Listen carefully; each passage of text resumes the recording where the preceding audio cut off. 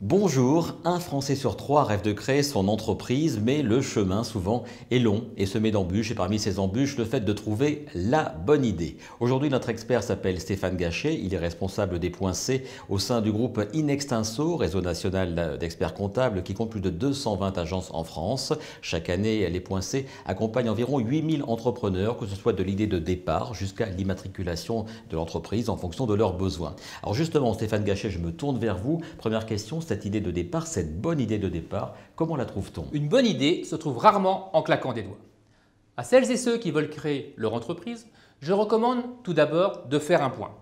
Un point sur votre parcours professionnel et personnel, afin de bien identifier vos compétences, bien cerner les marchés et les secteurs que vous connaissez, mais aussi de bien analyser quelles sont vos passions et vos centres d'intérêt dans la vie.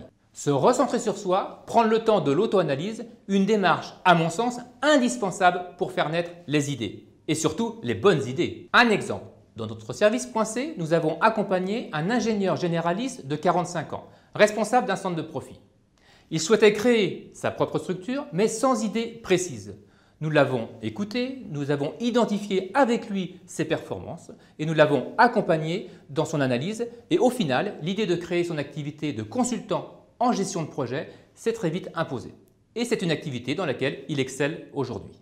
Dans votre recherche d'idées, mettez également tous vos sens en éveil. Soyez curieux, observateur. Allez à la pêche aux bonnes idées. Par exemple, en vous rendant à des salons professionnels. Suivez l'actualité, lisez la presse économique ou spécialisée dans la création d'entreprises. Bref, soyez ouvert d'esprit et attentif à votre environnement. Vous n'avez toujours pas d'idée? Alors n'hésitez pas à aller chercher celle des autres. Une bonne idée n'est pas forcément nouvelle. On peut se distinguer en proposant un produit ou un service à plus forte valeur ajoutée, répondant mieux aux attentes des clients. Regardez aussi ce qui se passe à l'étranger. Vous pourriez découvrir un concept à succès qui n'existe pas encore en France. Et une fois la bonne idée trouvée, quels sont les pièges et les erreurs à éviter?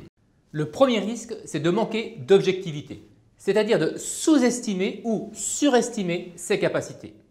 Je vous invite donc fortement à questionner votre entourage, mais évitez les trop proches, famille et amis.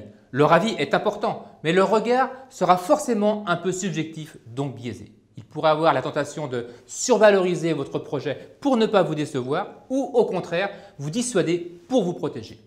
Allez plutôt rencontrer d'autres chefs d'entreprise, d'anciens clients, fournisseurs, collègues, bref, des personnes qui vous connaissent dans une sphère purement professionnelle. Dernier point, à mes yeux très important, l'adhésion de votre conjoint ou conjointe à l'idée de créer ou reprendre une entreprise.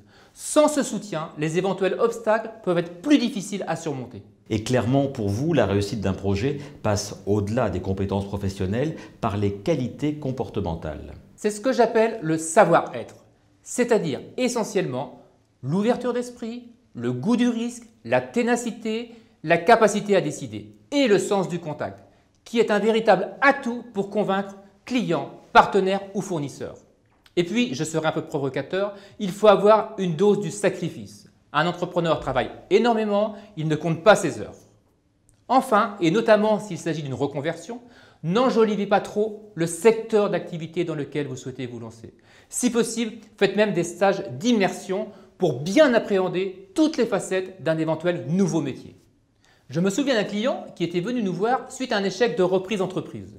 Commercial sur un tiers de la France et donc très souvent absent de domicile familial, il avait décidé un jour de quitter son entreprise et de reprendre un bar pour ne plus être en déplacement.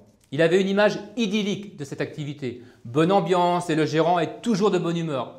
Mais il s'est rapidement rendu compte qu'une vie entre quatre murs du soir au matin, alors qu'il avait été totalement libre dans son organisation pendant 30 ans, n'était pas fait pour lui. Et il a revendu son bar.